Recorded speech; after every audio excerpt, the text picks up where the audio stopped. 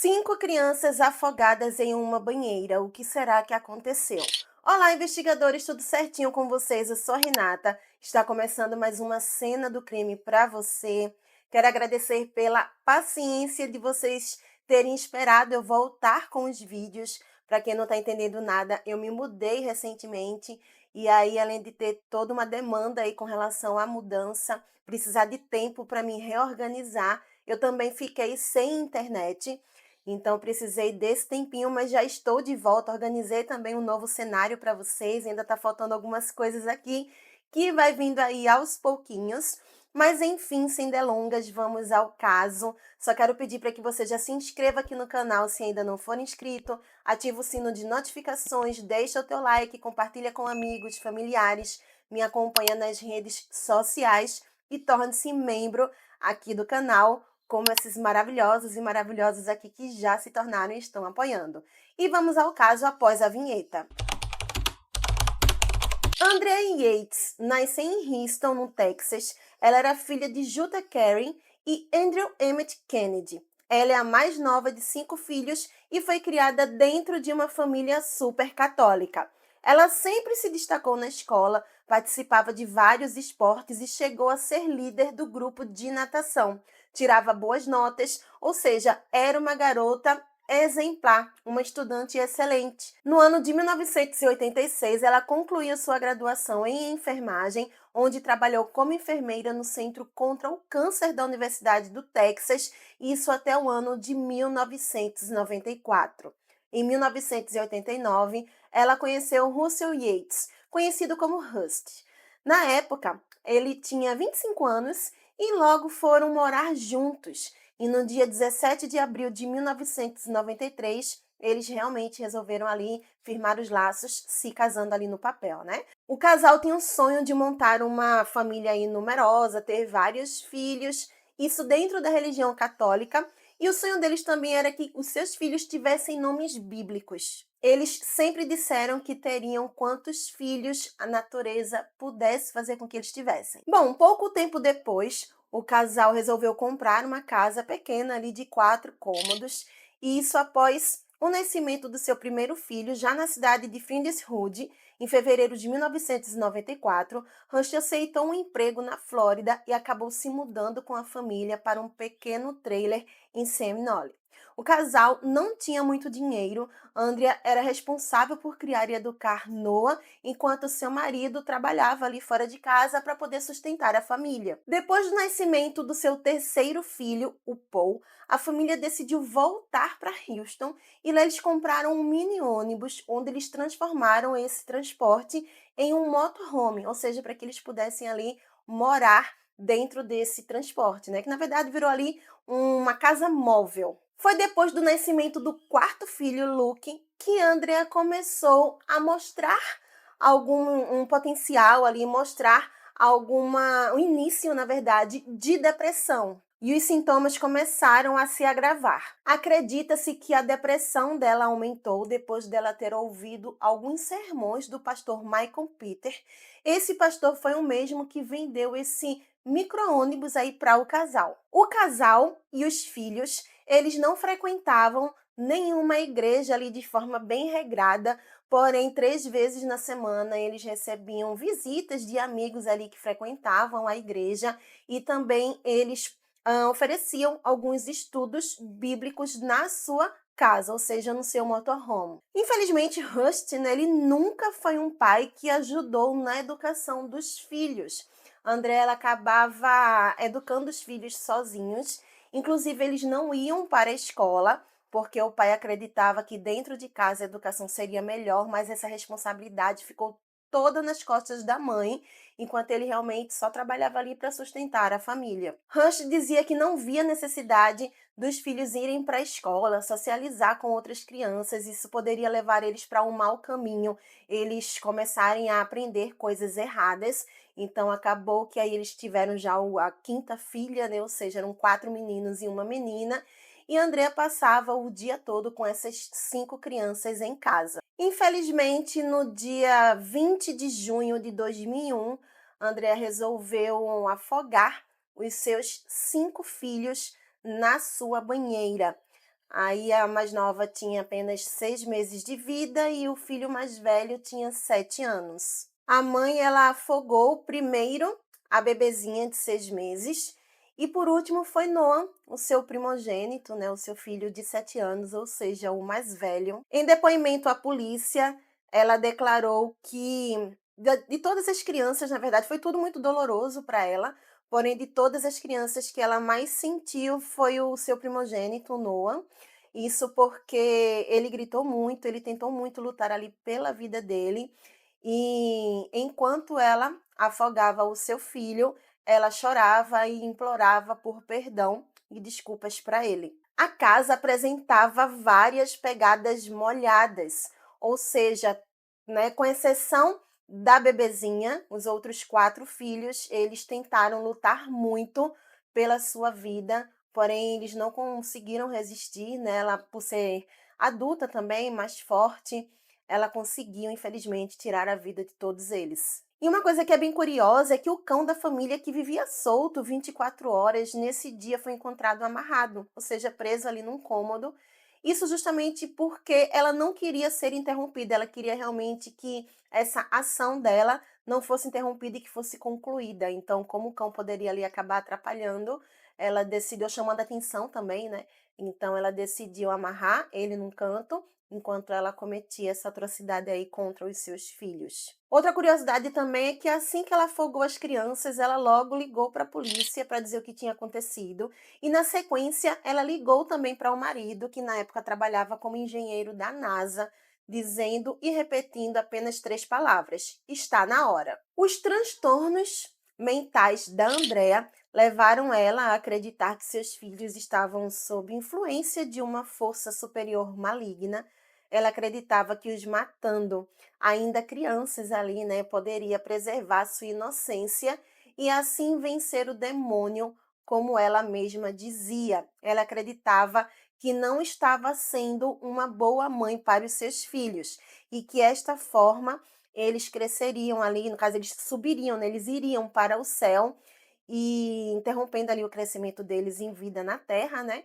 E que a alma deles estaria salva e que ela estaria sendo uma boa mãe. Uma outra curiosidade também é que o marido da André, o pai das crianças, né, o Rusty, ele tinha recebido algumas orientações do médico da Andrea para que ele não a deixasse sozinha, né, com as crianças, com os filhos, porque ela tinha um quadro de depressão muito grave. Porém, ele acabou não seguindo essa orientação ali firmemente. Ele dizia que a esposa, no caso a mãe das crianças, precisava ter um momento sozinha com as crianças, até para ela se sentir também independente do marido, no sentido de tomar decisões, de resolver algumas coisas que aconteciam ali dentro de casa. Então, se tivesse alguém 24 horas com ela poderia ficar muito dependente e não se sentir uma pessoa confiável. Então, ele teria combinado com ela de ela ficar 2 momentos com as crianças sozinha. Esses momentos seriam uma parte no período da manhã e um pouco no final da tarde. E assim ela teria uma convivência também com as crianças sem ter outro adulto por perto, o que acabou fazendo com que ela tirasse a vida das crianças ali. Eu acredito que ela tenha se sentido também sobrecarregada. Não vou estar colocando culpa na doença nem nela. A gente sabe que depressão não é brincadeira, não é frescura, é algo muito sério. Só que essa ação ali também contribuiu para que ela acabasse fazendo isso com as crianças. Talvez ela estivesse com um peso muito grande nas costas. Rust, ele não entendia exatamente o quanto era grave a doença da esposa. Inclusive, a mãe da Andrea dizia que ele se orgulhava em dizer que nunca trocou uma fralda na vida e que essa responsabilidade era 100% da mãe, o que eu acho um absurdo, né? 2001 já era uma época aí mais nova, já se era um absurdo, imagina agora, 2024. Isso é um pensamento ainda muito antigo de que a mulher que precisa cuidar da casa, enquanto o homem manda na casa, manda na mulher e coloca comida dentro de casa, e que ele tinha muito esse pensamento ali em 2001. Isso acabou contribuindo com que ela sentisse que estava sobrecarregada. Então ela dizia que nunca trocou uma fralda na vida, ele ficava super feliz em dizer isso, ele se sentia orgulhoso em dizer isso. Então a Andrea, além dela ter esses problemas mentais, Ela tinha que basicamente cuidar de tudo. Ainda assim, em março de 2002, o júri negou a defesa por insanidade e considerou Andrea culpada. O tribunal sentenciou Andrea Yates à prisão perpétua, com possibilidade de condicional depois de 40 anos. Essa sentença foi revogada em 2005, depois que o psiquiatra Dr. Park Dietz admitiu ter dado falso testemunho. Isso porque no dia do testemunho ele falou que ela teria assistido a um episódio da série Law e Order, onde uma mulher afogava os seus filhos em uma banheira e depois alegava que ela estava doente e acabava ficando inocente.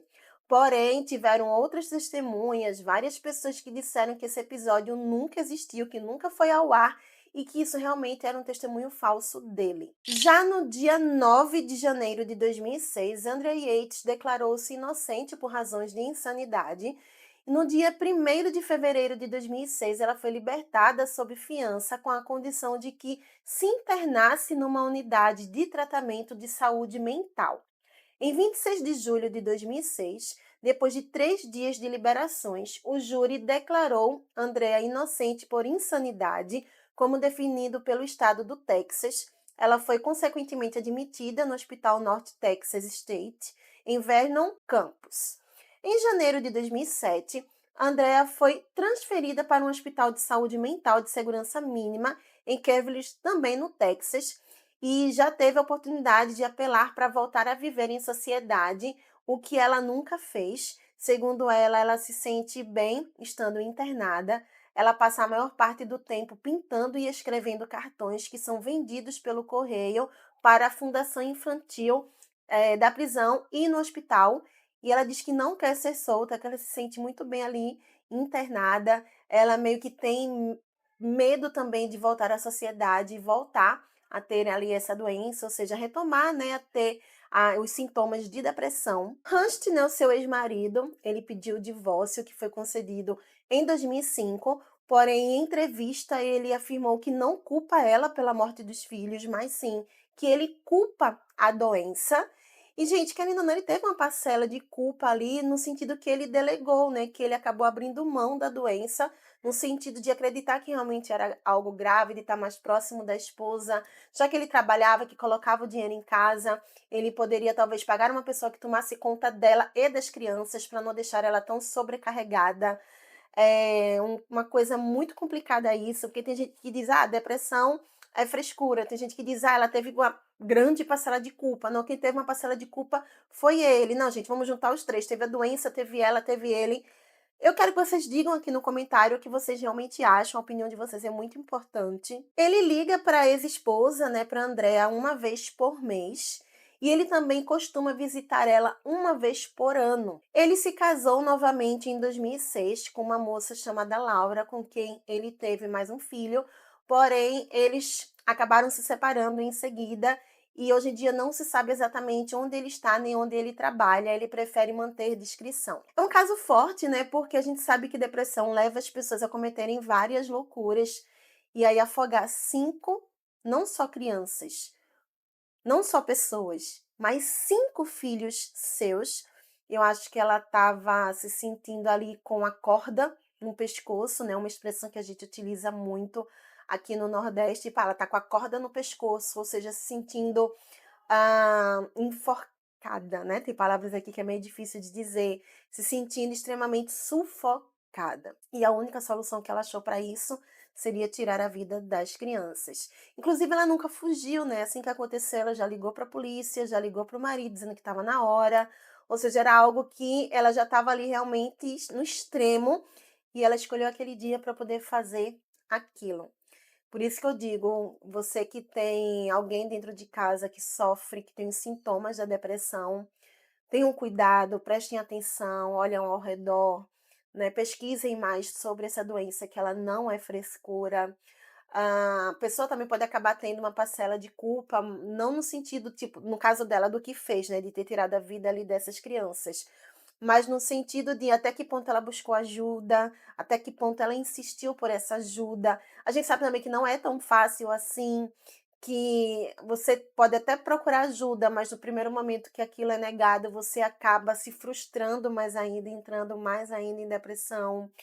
Nossa, são várias situações, são várias coisas que eu podia estar contando aqui para vocês, tá dando minha opinião, mas eu prefiro parar por aqui, eu quero escutar a opinião de vocês.